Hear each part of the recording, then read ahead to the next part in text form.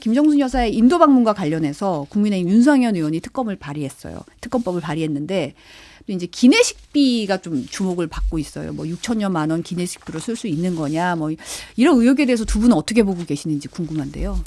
글쎄요, 저희 그 국가에서 정상적인 외교 활동을 한 것에 대해서 물론 뭐 많은 그 비판을 할 수도 있고 의문을 제기할 수도 있습니다. 그런데 지금 그 김정숙 여사에 대해서 유독히 이것을 갖다가 뭐 외유다, 관광이다. 또 이런 그리고 뭐 그 식대비가 너무 과하게 나왔다 이런 식으로 사실상의 트집을 잡는 그런 식의 그 반응들이 나오는 것에 대해서는 저는 바람직하지 않다. 일단 이런 말씀을 좀 먼저 드리고요. 지금 이제 식비가 사실 제가 생각하기에도 이제 이 계산서가 나와다 보니까 거기에 보니까 6,292만 원 정도의 식대비가 책정이 되어 있어요. 근데 이게 그 비행기 탑승 인원에 비해서 너무 과한 거 아니야? 이런 의문을 가질 수 있습니다. 그런데 이 식대가 어떻게 구성됐는가? 과연 식대가 과연 음식값만을 가지고 있는 것인가? 아니면 그것을 서빙하기 위해서 그게 준비되는 과정에 대한 전체적인 비용이 거기에 다 포함되어 있는가? 이런 부분도 논의해 볼 필요가 있겠다. 그래서 지금 어제 윤건영 의원이 얘기한 건 총액만 공개하지 말고 세부 산출 내역에 기초되는 그런 부분들을 같이 공개해달라. 그래서 그것이 만약에 뭐 다른 특이점이 있다면 그때 비판해도 늦지 않는 거 아니냐 이렇게 얘기를 했단 말이죠. 전용 가능성에 대해서 차라리 세부 내역을 다 공개를 해라. 그렇습니다. 총액만 공개하니까 그 총액을 단순하게 거기에 비행기에 탔던 사람의 n분의 1로 계산하니까 뭐 한 끼에 44만 원짜리 식사야 이렇게 비판들을 하는데 실제 그 내용이 지출 비용이 계산된 세부 산출 내역이 있을 거라는 거죠. 그 부분을 같이 공개해 보면 그 비교할 수 있는 것이고 또 비교를 하기 위해서는 이번 정부에서도 지금 대통령 순방 굉장히 많이 다녀오셨지 않습니까?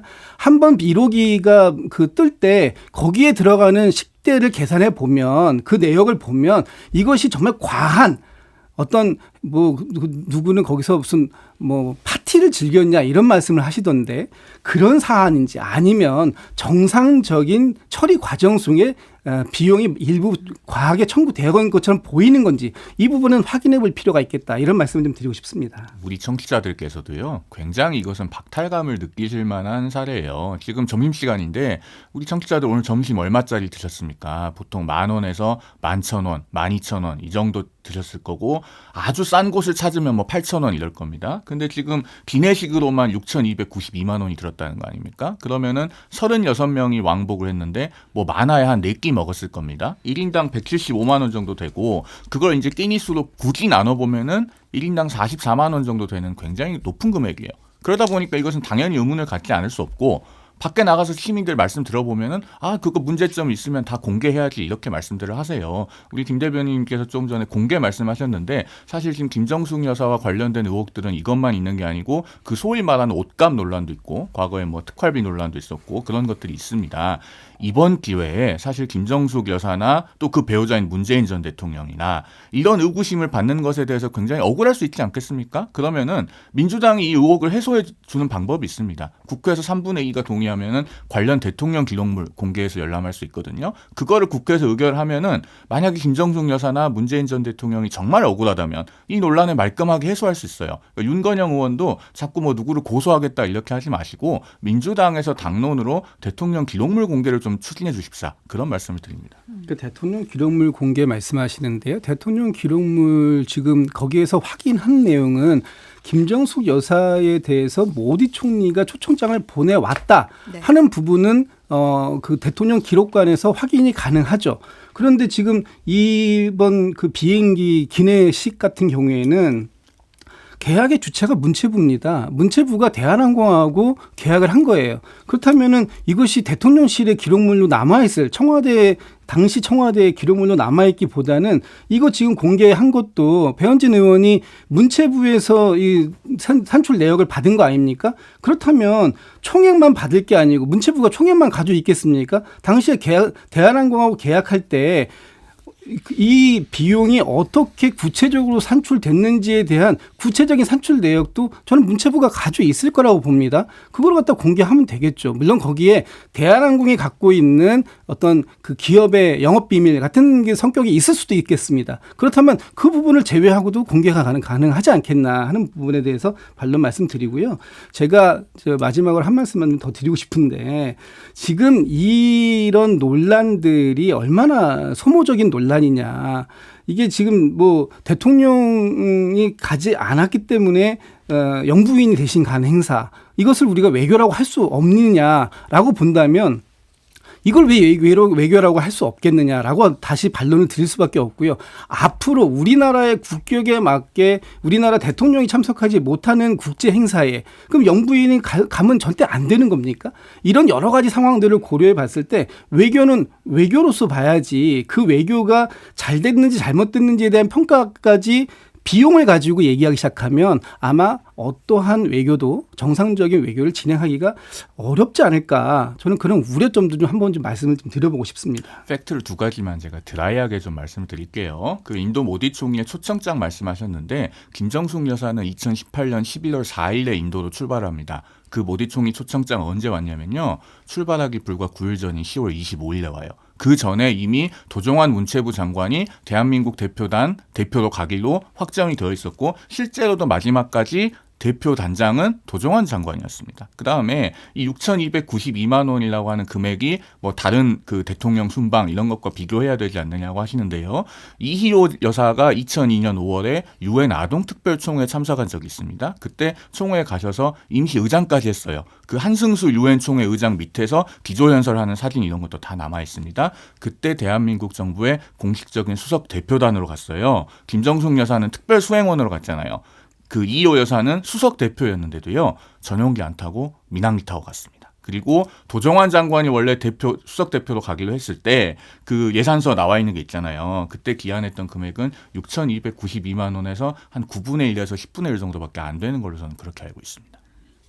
지금 이 사안 관련해서 김정숙 여사가 이제 인도 방문 논란 의혹 제기한 관련자들에게 직접 법적 조치 취한다고 전해졌어요. 이제 윤건영 의원이 고소장을 이제 조만간 제출할 예정이고 수사기관이 법과 원칙에 맞게 엄정하게 조사해 줄 것을 요청한다고 했는데 이제 고소에 들어가는 거잖아요. 어떻게 보세요?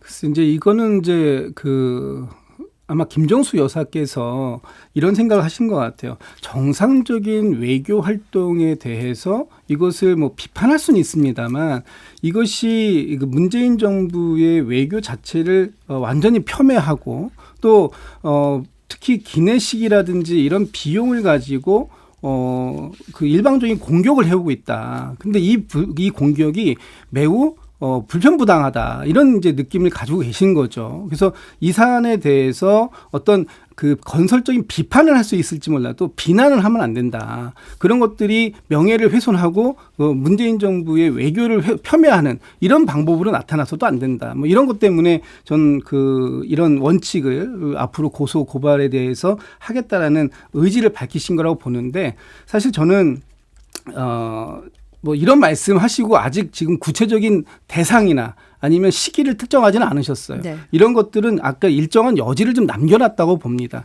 앞으로 이 국민의힘에 뭐서 어떤 또 특별한 또 다른 그 문제 제기를 할지는 모르겠습니다만 그런 것들이 이런 수준에서 좀 정리가 좀 돼야 될 필요가 있겠다는 생각이 들고요. 뭐 이걸 갖다가 뭐 특검법이니 이런 걸 말씀을 하시는데 국민의힘 안에서 지금 특검법을 다루는 기조 원칙 이런 거하고 윤상현 의원이 얘기하시는 특검법의 원칙이 부합되는지 이런 것도 한번 좀 국민의힘 안에서 토론을 좀 한번 해보시길 좀 권유드리겠습니다.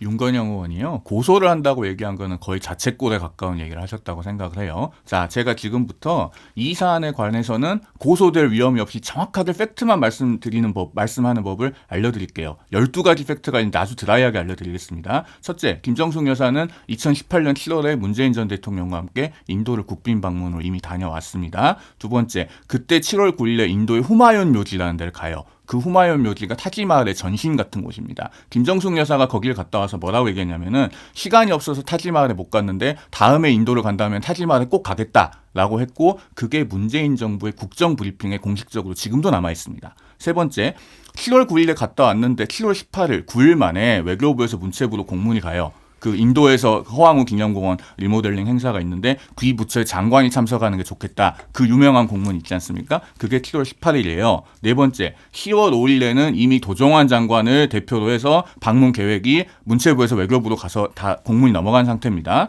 그 다음에 그런데 인도에서 김정숙 여사 초청장은 10월 26일에 와요. 아까도 말씀드렸듯이 김정숙 여사 출발하기 불과 9일 전입니다. 여섯 번째, 그렇게 해서 11월 4일에 김정숙 여사 출발하는데 자격은 대표 단장이 아니고 특별 수행원이고 대표 단장은 도종환 장관이에요. 이희호 여사는 2002년에 수석 대표로 갔었다고 제가 아까 말씀드렸습니다. 일곱 번째, 김정숙 여사는 공군 2호기를 타고 가요. 이희호 여사는 당시에 수석 대표였고 임시 의장이었는데 민항기 탔다고 제가 말씀드렸습니다. 여덟 번째, 그 허황우 기념공원의 완공식도 아니고요. 이거 리모델링 행사, 기공식 같은 거예요. 그리고 거기 현판에도 대표가 도종환 장관으로 써 있습니다. 현재 어떤 형태의 공원인지 구글 맵에 찾아보면 다 나옵니다, 사진이. 그리고 그 디왈리 축제라고 하는 축제는요, 인도에서 매년 있는 축제예요. 그다음 아홉 번째, 인도 외교부 장관이 김정숙 여사를 면담하면서 장관 정도 와주시면 좋은데 우리는 여사님이 와주셔서 깜짝 놀랐다. 이렇게 얘기를 하잖아요. 그다음 열 번째, 타지마할 가는 거 처음에 일정이 없었어요.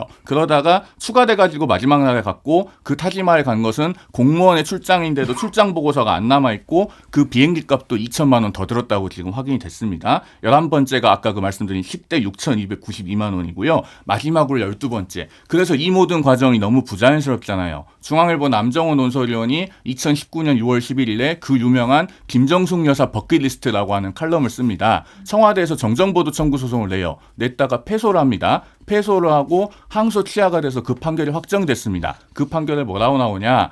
남정호 논설위원이 인도 대사관에 물어봤다는 겁니다. 이거 어떻게 된 거냐? 그랬더니 인도 대사관의 답변이 한국 측에서 김정숙 여사가 방문을 한다고 해서 우리가 초청장을 보냈다라고 하는 내용이 칼럼에 있고 이것이 허위 사실이 아닌 것으로 보인다고 해서 청와대가 패소를 하고 판결이 확정이 됐어요. 지금까지 말씀드린 12가지가 다 팩트입니다. 사실이 아닌 것이 하나라도 있으면 윤건영 의원께서 저를 먼저 고소해 주십시오.